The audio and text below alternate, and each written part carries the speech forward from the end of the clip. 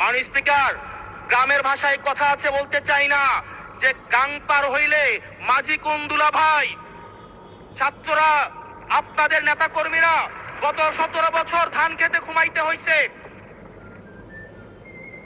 ত্যাগ তিতিক্ষার মধ্য দিয়ে যেতে হয়েছে। মহাসচিব কান্না করে বলেছে তাদের নেতা কর্মীরা ঢাকায় এসে রিক্সা চালিয়ে জীবন নির্বাহ করত।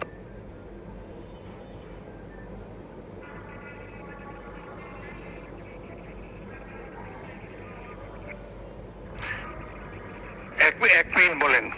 মাননীয় স্পিকার, আজকে দেখেন, আজকে লক্ষ লক্ষ নেতা কর্মী তাদের রক্ত দিয়েছে।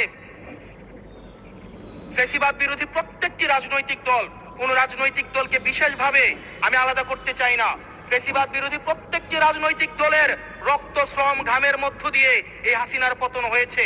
এই হাসিনার পতনের পরে যখন জনরায়, মাননীয় স্পিকার, যখন জনরায় কখনো কেতাবের কাছে মাথা নত করে না।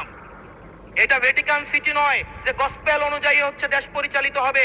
68% জনগণ তারা সিদ্ধান্ত জানিয়ে দিয়েছে এই সংবিধানের যেই বেসিক স্ট্রাকচারাল জায়গায় কোন জায়গাগুলোতে রিফরমেশন আনতে হবে। মাননীয় স্পিকার, আন্দালিব রহমান পার্থ সাহেব বলেছেন যে অর্ডারে নাকি হচ্ছে সংবিধান সংস্কার পরিষদের গঠনটা নাই।